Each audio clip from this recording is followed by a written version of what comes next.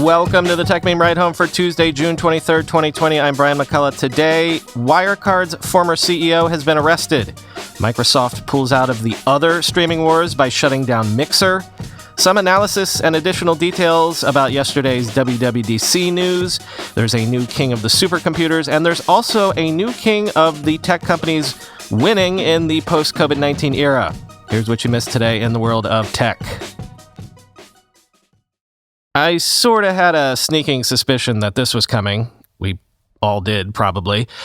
Former Wirecard CEO Markus Braun has been arrested on suspicion of false accounting and market manipulation.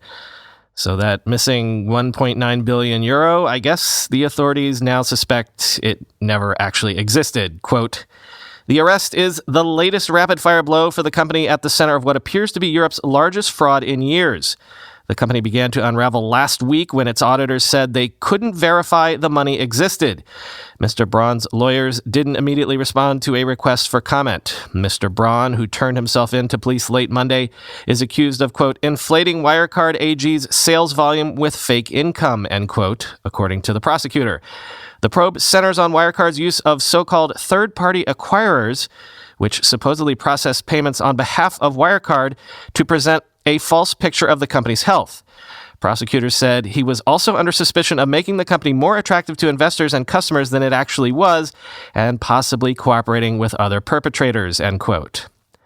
And see, that's why I'm rushing to cover this story. I'll admit that I was not at all familiar with Wirecard before about a week ago, but European listeners to the show have rushed to educate me on how Wirecard was not only one of the biggest fintech startups of the last few years, but also one of the assumed tech success stories in Europe over the last few years. So this is actually a pretty huge story. Imagine if one of the biggest fintech entrepreneurs in America was under suspicion of alleged accounting fraud. As Bloomberg Opinion tweeted, quote, "The question now isn't just whether Wirecard can survive, but whether it should," end quote. Remember the other streaming wars? Remember Mixer, Microsoft's Twitch competitor, which made headlines not too long ago for paying high-profile game streamers huge sums of money to jump over to their platform from Twitch in the hopes that their hordes of fans would join them and watch them game over on Mixer. Reportedly, that dude Tyler Ninja Blevins got somewhere in the neighborhood of $20 to $30 million from Microsoft just to jump ship to Mixer.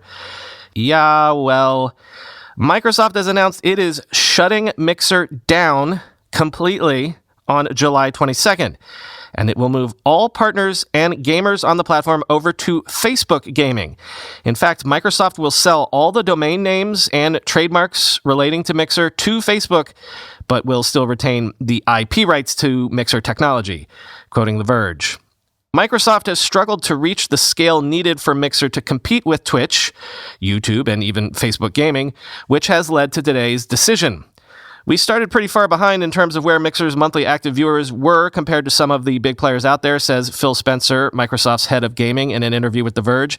I think the Mixer community is really going to benefit from the broad audience that Facebook has through their properties and the abilities to reach streamers in a very seamless way through the social platform Facebook has, end quote. Microsoft's choice to partner with Facebook is clearly a strategic one that's also related to broadening the appeal of its upcoming xCloud game streaming service and its overall gaming efforts.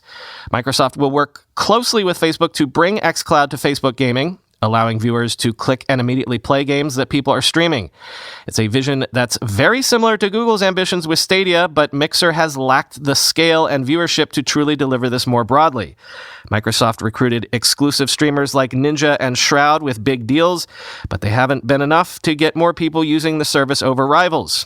Ninja, Shroud, and other top streamers are now free to rejoin Twitch or stream on Facebook Gaming. Microsoft faced a decision between ditching Mixer, selling it off, or even investing more money in it without a guarantee it would hit the scale it needs to compete. It wasn't as much about return on sell, it was about finding a partnership that was the best thing for the community and streamers, explained Spencer. We think this is it. and it gives us a great place to launch more xCloud content and give gamers the ability to play from there, end quote. Microsoft has talked about reaching 2 billion gamers with its vision for xCloud, but Mixer wasn't in a strong enough position to help achieve that goal. When we think about xCloud and the opportunity to unlock gameplay for 2 billion players, we know it's going to be critically important that our services find large audiences, and Facebook clearly gives us that opportunity, says Spencer, end quote. No word on when xCloud will eventually show up in Facebook gaming, but since xCloud is launching later this year broadly as part of Xbox Game Pass, and this tie-up for scale is clearly the strategic key to all of this, I don't think we'll have to wait very long. There's a new king of the hill when it comes to supercomputing. The Japanese supercomputer Fugaku has been rated as the world's fastest, having apparently carried out 2.8 times more calculations per second than what is now the world's second fastest supercomputer, the IBM system at the Oak Ridge National Laboratory in Tennessee. Quoting the New York Times, Fugaku, another name for Mount Fuji, required some lofty spending. The 6-year budget for the system and related technology development totaled about $1 billion, compared with the $600 million price tags for the biggest planned U.S. systems. The machine may also make waves because of its computer chips. Fujitsu, Riken's partner in developing Fugaku, chose to design processors using the basic technology at the heart of billions of smartphones. It licensed designs from ARM, a company long based in Britain that is now owned by the Japanese conglomerate SoftBank. By contrast, most supercomputers use microprocessors that evolved from the chips that Intel and Advanced Micro Devices first sold for PCs. The most powerful machines have been accelerated using more specialized chips, such as the NVIDIA graphics processors used to run video games and, more recently, artificial intelligence applications.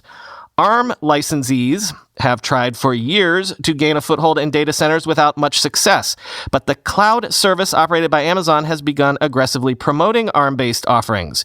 Christopher Berge, Senior Vice President of ARM's infrastructure business, predicts more gains in high-performance computing. For one thing, the longtime supercomputer maker Cray, recently bought by Hewlett-Packard Enterprise, plans to sell systems based on Fujitsu's ARM-based chips, end quote. Everything's coming up ARM these days, isn't it? ARM. It's not just for power efficiency anymore.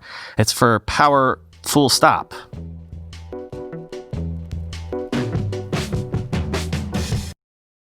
And step aside Zoom.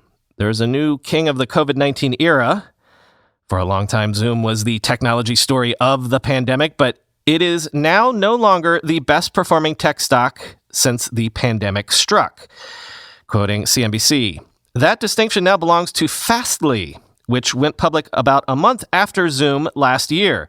Fastly shares climbed 15% on Monday to $73.27, following last week's 36% surge. They are now up 222% since the market's peak on February 19th, outperforming Zoom, which is up 159% over that stretch. Fastly's technology helps consumers more rapidly view and retrieve digital content. Its customers include e-commerce software provider Shopify, music streaming service Spotify, and messaging app Slack, which are all seeing usage spikes with so many people working remotely. Some analysts are starting to see Fastly as one of the top technology winners from the accelerating trend toward working from home and staying at home. Quote, its customers are a lot of the next generation bleeding edge tech companies, said Rishi Jaluria, an analyst at D.A. Davidson who recommends buying the stock. Quote, it's the combination of a company with really strong fundamentals and everything executing really well, and at the same time, I think, momentum is building on that, end quote. By way of translation, basically, you can think of Fastly as a next-generation CDN, or content delivery network.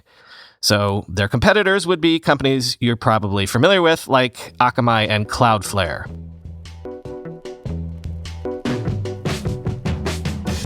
China has officially launched its final satellite to complete its global navigation system called Baidu, which is a rival to the U.S. government-owned GPS system. This is from CNBC. Experts previously told CNBC that Baidu will help China's military stay online in case of a conflict with the U.S. But the launch is also part of Beijing's push to increase its technological influence globally. The launch of the final satellite, which was broadcast on state media channel CGTN, was deemed a success at 10:15 a.m. Beijing time. It was the second attempt to complete the navigation network after a previously scheduled launch was postponed due to technical issues, according to Baidu's official website. Plans for China's own system took shape in the late 1990s, and the first version of Baidu was in service by the year 2000, providing coverage for satellite-based services to China. The second iteration was completed in 2012 and provided services to the Asia-Pacific region. This third version, which is now completed and which consists of 30 satellites, will mean the Baidu network now has global coverage, end quote. Let's end today by taking preliminary stock of everything that happened at WWDC yesterday. First, as often happens on these days, more news tends to trickle out even after the keynote event, since not everything can be addressed in the keynote, and there are, of course, tons of other sessions going on all week. But this is pretty big news for users, and also from the whole Apple anti-competitive angle. Word dropped late yesterday afternoon that Apple quietly announced that with iOS 14 and iPadOS 14, you will now be able to change the default email client and default web browser on your devices. Quoting Alex Hearn in The Guardian, who also picks up one other detail I missed yesterday. But the company is retaining one limitation. iOS web browsers still need to be built on top of Apple's own rendering engine, a technological layer that determines how a web page is processed on the device. Apple's HomePods, the beleaguered smart speakers first released in February 2018, are also opening up, with third-party music services such as Spotify allowed on the devices for the first time. Owners have been able to play music from other services with a clunky workaround involving Apple's AirPlay 2 standard, but direct voice commands have been limited to Apple Music, end quote. Then, friend of the show, Federico Viticci, caught this one, quote, iOS 14 comes with support for sound recognition in accessibility. Your phone can now listen for specific sounds, a baby crying, smoke alarm, water running, etc., and notify you, end quote. And Jason Snell followed up on that little nugget that I noticed yesterday. On these new Macs coming with Apple-made silicon, they will be able to run iOS apps natively. So developers would be able to take their existing iOS apps and just put them in the Mac App Store. Quoting Jason, on one level, this is great news because there are iOS developers who will never be bothered to build Mac apps and now can make their apps available on the Mac, albeit in a weird app wrapper that doesn't feel like real Mac apps. But on another level, it calls into question the very existence of Mac Catalyst. While some developers will put in the extra work to make their iPad apps into proper Mac apps, some will decide that it's not worth the trouble since their iPad apps will run just fine on macOS. So far as I can tell, Apple has decided that it's not going to strong-arm developers into doing the work to support the Mac. Maybe it's confident in the powers of Mac Catalyst, or maybe it realizes that some developers are just not going to care about the Mac, and it's better to lower the standards of what a proper Mac app should be in order to get those apps on the platform. The idealist in me says this is a terrible idea, and that it will just lead to developers abandoning the Mac and just shoveling their iOS app onto the platform. If you think Mac Catalyst apps are weird, wait until you're running pure iOS apps that have made no attempt to appear even remotely Mac-like. The optimist in me says there will always be good Mac apps, but there are also a lot of great iOS apps, and being able to run them makes my Mac more useful and relevant. The truth is probably that the future of the Mac is as a pro version of iOS and iPadOS. It'll run more or less every app that's available on the iPhone and iPad, but it'll also run traditional Mac software. Over time, the distinction between iPad apps and Mac apps will begin to fade away entirely, and the Mac will just become a keyboard and trackpad mode of the iPad, end quote. Which sounds not great to me, but maybe I'm an old fuddy-duddy that wants my computer to be a grown-up computer that is grown up from the ground up, but, you know.